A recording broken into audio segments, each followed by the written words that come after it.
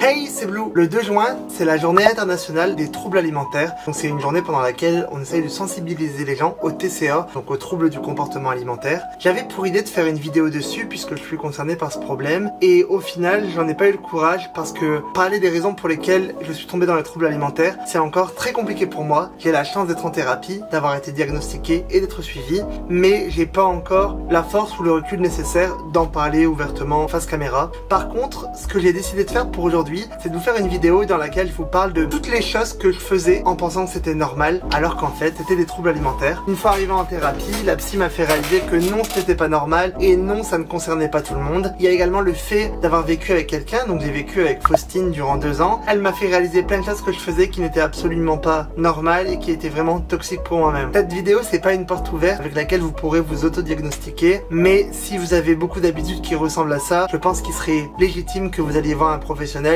pour consulter un peu vos habitudes liées à la nourriture ou à l'image de vous-même. Bref, du coup, sans attendre, c'est parti.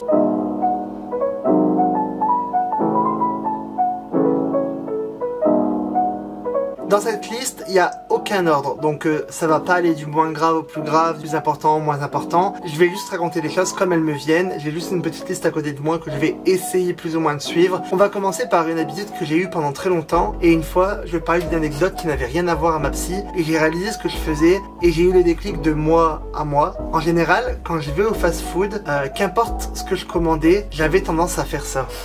Que ce soit au fast-food d'ailleurs ou au restaurant. J'arrivais avec mon plateau ou alors on me servait et j'étais en mode ah bah c'est fou, j'avais pas commandé ça et ils me l'ont mis en plus. J'avais honte des quantités que je commandais au restaurant. Je faisais toujours semblant qu'il y avait une erreur, qu'on m'avait mis quelque chose en plus, que c'était pas moi qui l'avais voulu, que c'est eux qui me l'avaient donné, alors qu'au final je mangeais des quantités normales, raisonnables, ou alors je prenais un petit peu plus, mais je me sentais toujours obligé de me justifier par rapport à la quantité de nourriture que je mangeais. Pareil quand j'étais dans le monde du travail, pendant les pauses déj, dès que j'ouvrais ma boîte à repas, si j'avais l'impression moi qu'il y avait un peu de nourriture, je disais forcément quelque chose comme si tout le monde regardait ce que j'avais mangé. J'étais en mode ah je me suis trompé, j'en ai fait 2 sachets alors que je voulais en faire qu'un. Ah j'en ai mis beaucoup mais une erreur. Ah bah oh là là, ma mère elle m'a donné tout ça mais j'arrive pas à tout manger. Et je me sentais toujours obligé de me justifier par rapport à ce que je mangeais, par rapport à mes quantités et tout. Je pensais vraiment que tout le monde faisait un peu ça et je pense que beaucoup de gens le font quand même. Je pense que le faire tout le temps, c'est le signe que quelque chose ne va pas et j'ai mis vraiment longtemps à admettre que c'était un vrai problème. En fait, le souci c'est qu'on a souvent l'impression d'avoir le contrôle sur ce qu'on fait. On se dit ouais je fais ça mais le jour où je veux plus le faire, je saurais m'arrêter tout de suite et au final, au moment où tu veux t'arrêter, tu te rends compte que tu le fais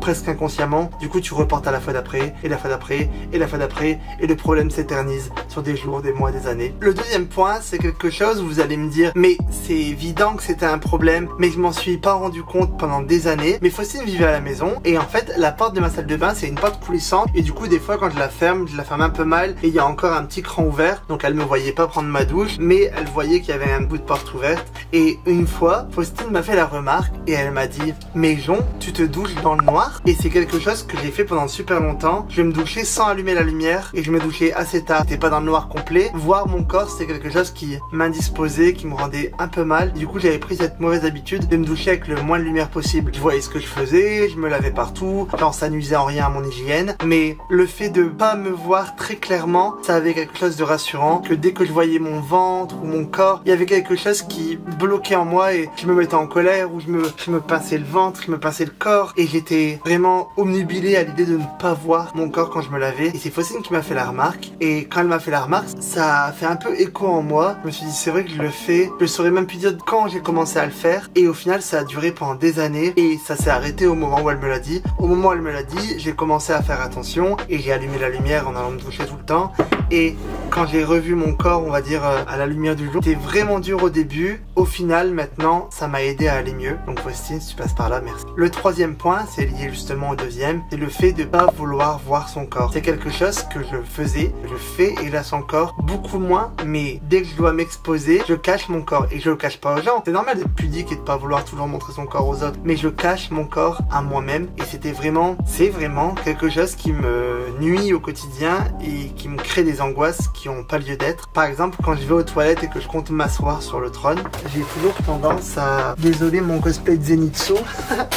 Mais par exemple quand je vais aux toilettes, je suis dans ma salle de bain donc forcément il y a des serviettes, il y a des vêtements qui traînent des fois. J'ai toujours tendance à prendre un vêtement et à le mettre sur moi comme ça parce que j'ai pas envie de voir mon ventre, j'ai pas envie de voir ma peau qui se replie un peu sur moi ou je prends toujours des choses pour cacher mon corps. Je prends un t-shirt et je fais comme ça et c'est quelque chose qui m'a vraiment suivi pendant très très longtemps et grâce à la thérapie, je me suis rendu compte que c'était vraiment devenu obsessionnel et du coup j'ai ralenti, je le fais beaucoup moins qu'avant mais je le fais encore hélas. Pour continuer à parler de ça, je vais parler du point suivant, le avoir un poids en dents de scie parce que vous allez me dire peut-être que si tu perdais du poids, tu te sentirais mieux à l'idée de regarder ton corps. L'argument est valable en soi et il est pour moi réel. J'ai quand même plus de plaisir à voir mon corps quand je vois que je perds du poids, mais j'ai eu plusieurs étapes dans ma vie. J'ai été un enfant très très rond et ensuite j'ai été un ado encore plus rond. À l'université, j'ai été un étudiant fin, je dirais. Au début du monde du travail, j'ai pris beaucoup de poids et ensuite j'ai perdu énormément de poids et ensuite j'en ai repris un petit peu et j'en ai reperdu beaucoup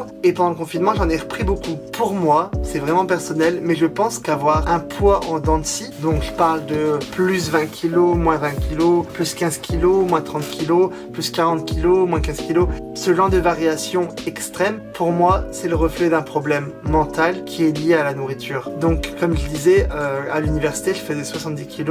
En rentrant dans mon travail, j'en ai fait 95 peut-être. Ensuite, j'en ai fait 70 de nouveau. Pendant le confinement, je suis monté à plus de 100 kg. Et pour moi, ça, c'est l'une des pistes qui aurait pu me permettre de réaliser que j'avais des troubles alimentaires. Donc, pour parler du point suivant, je me demande si on n'est pas déjà au point numéro 6. J'aimerais parler de perte de poids, j'aimerais parler de sport. La façon avec laquelle je faisais du sport, c'est la psychologue qui me l'a fait réaliser, mais la façon avec laquelle je pratiquais le sport, c'était vraiment très toxique. En gros, je faisais souvent beaucoup de sport jusqu'à perdre connaissance. Je dis pas que j'ai perdu connaissance, je vous dis que quand je fais du sport, il faut que j'ai mal, il faut que je sente mon corps détruit. En ce moment, je fais du crossfit. Donc le crossfit, c'est vraiment genre exercice très militaire, dépassement de soi. Et c'est quelque chose qui me correspond, mais qui correspond également à mon petit trait toxique de me détruire.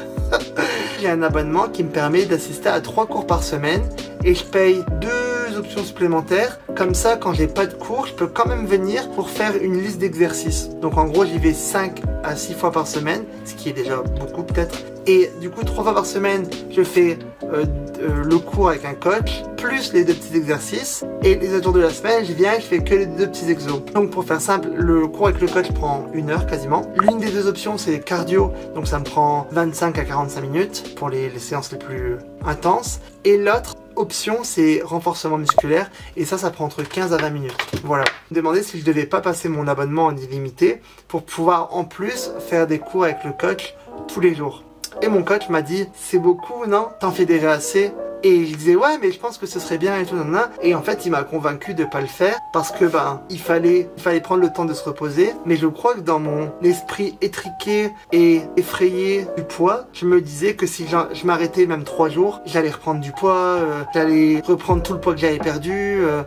Je pensais que aux calories et tout, au point où j'oubliais que mon corps il a besoin de repos. Depuis que j'ai commencé le crossfit, donc ça va faire 3 mois, je pense ce mois-ci, le 11 juillet, j'ai perdu 13 kilos, je pense. Ouais, j'arrive pas à être satisfait. Et du coup, ça nous amène encore à un point suivant, je dirais le 7e point, qui est la dysmorphie. Et je crois que la dysmorphie, c'est le fait de pas voir son corps comme il est vraiment. En 2017, j'étais repassé à 70 kg, 73 kg peut-être, et je me souviens que je courais tous les jours je courais 10 km. J'étais trop content parce que j'étais arrivé à 50 minutes pour courir 10 km. Donc je courais 10 km tous les jours et avant de courir, je me mettais dans le parc à côté de chez moi et je faisais des exercices de renforcement musculaire avant d'aller courir. Et j'avais perdu énormément de poids puisque j'étais monté quasiment à 100 kg. Donc là, j'étais à un peu plus de 73 kg et je me souviens que je pleurais et je me limitais vraiment dans ce que je mangeais parce que j'avais l'impression de pas avoir changé du tout. J'étais vraiment avec la certitude de pas avoir perdu de poids. Alors que avec du recul maintenant, je vois les photos, je vois que mon corps il était très bien,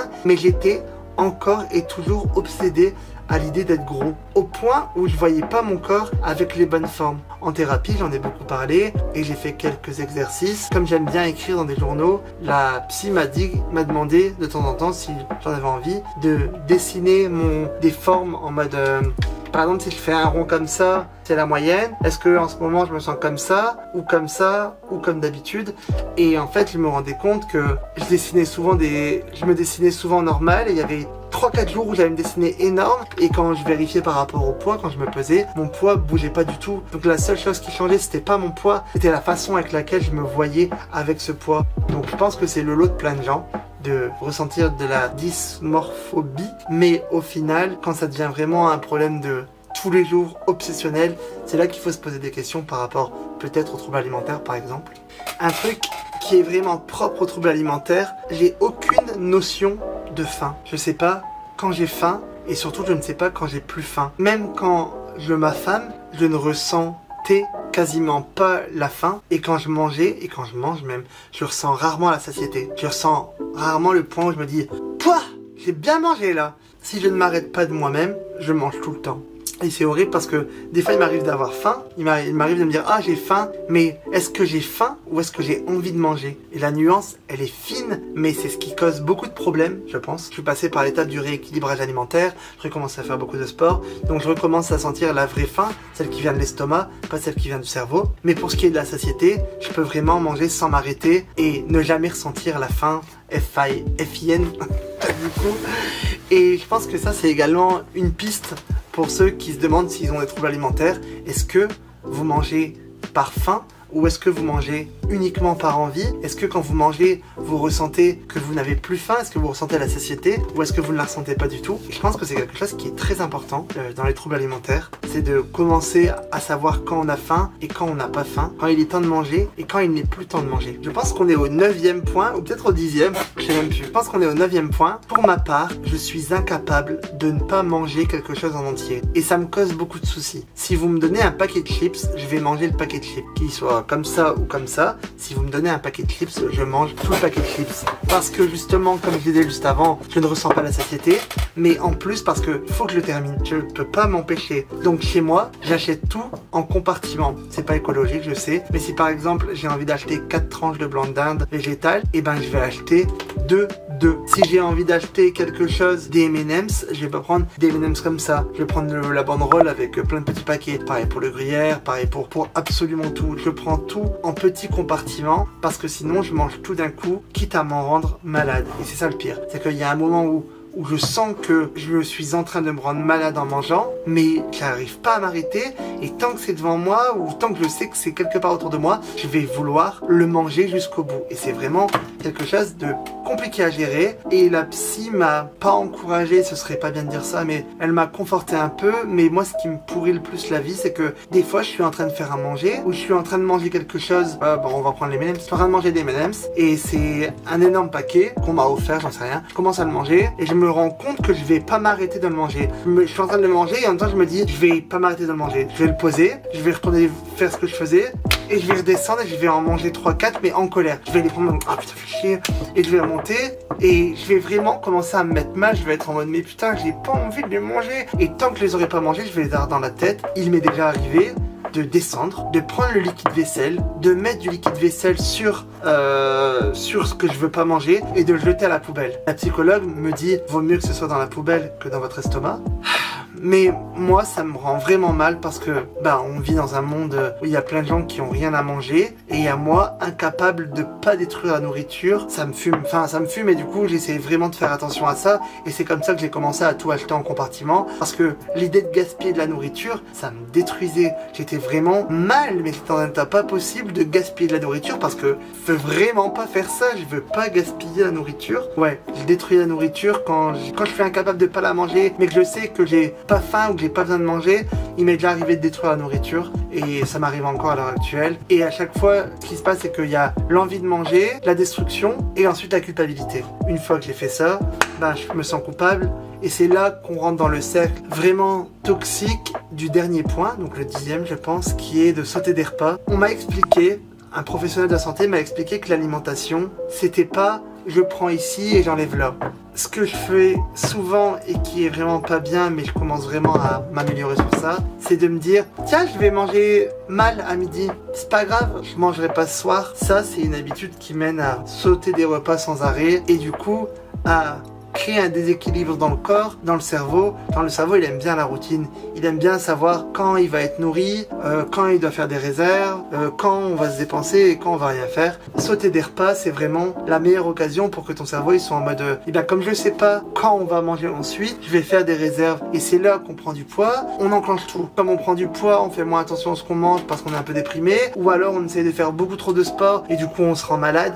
C'est là que tous les sacs toxiques s'allument en même temps. Donc je pense que sauter des repas, c'est vraiment quand ça devient un rythme régulier, journalier, hebdomadaire, c'est là qu'il faut vraiment commencer à se poser des questions sur sa santé mentale et sur son rapport à la nourriture de façon générale. J'espère que cette vidéo aura su vous guider. Encore une fois, cette vidéo n'est pas là pour que vous puissiez vous auto-diagnostiquer si vous avez l'impression d'avoir des troubles alimentaires, si vous avez des habitudes toxiques avec la nourriture, si vous avez un mauvais rapport à la nourriture. N'hésitez pas à aller voir un professionnel. Il y a vraiment plein de solutions, d'autant plus si vous êtes mineur, pour pouvoir avoir accès à des professionnels sans trop avoir à débourser de votre poche.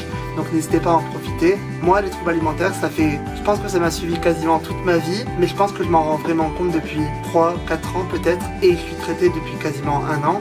Laissez pas les gens décider pour vous si vous avez des troubles alimentaires ou pas. Il y a beaucoup de gens qui aiment bien avoir des avis sur ce genre de choses, qui vont vous dire bah t'es juste fainéant, bah t'es juste gourmand, c'est facile de se contrôler. Les écoutez pas. Si vous avez l'impression que vous n'avez pas la force pour gérer tout ça, allez voir quelqu'un qui saura vous aider, qui saura vous guider, qui saura vous montrer comment faire pour les moments dans lesquels vous serez tout seul. Mais voilà, vous laissez pas démonter. Du coup, c'est la fin de cette vidéo. La semaine prochaine, il n'y aura probablement pas de vidéo puisque je suis à Paris pour la Japan Expo. Donc je pense pas que j'aurai le temps de faire une vidéo. Par contre, en revenant de Japan Expo, je vous ferai une vidéo sur ma semaine à Paris, comme d'habitude. J'espère que cette vidéo, elle vous aura plu, même si elle était un petit peu plus sérieuse que d'habitude. Nous, on se retrouve sur Twitch quasiment tous les soirs. En ce moment, on joue à des JRPG uniquement. Donc là, on joue à Blue Reflection. Et après, on jouera sûrement à Tokyo Mirage Session. Je vous fais des bisous. Je vous dis à dans 2 semaines. Peut-être que la semaine prochaine, je vous sortirai une vidéo qui date d'il y a très longtemps que j'avais pas mis en ligne. Ça pourrait être intéressant, je pense. Et d'ici là, je vous souhaite un bon début d'été, puisque c'est l'été depuis le 21 maintenant. Et j'espère que vous allez passer une bonne semaine. Je vous fais des bisous. Et n'hésitez pas à vous abonner et à commenter comme d'habitude. Et on se voit très bientôt. Bisous!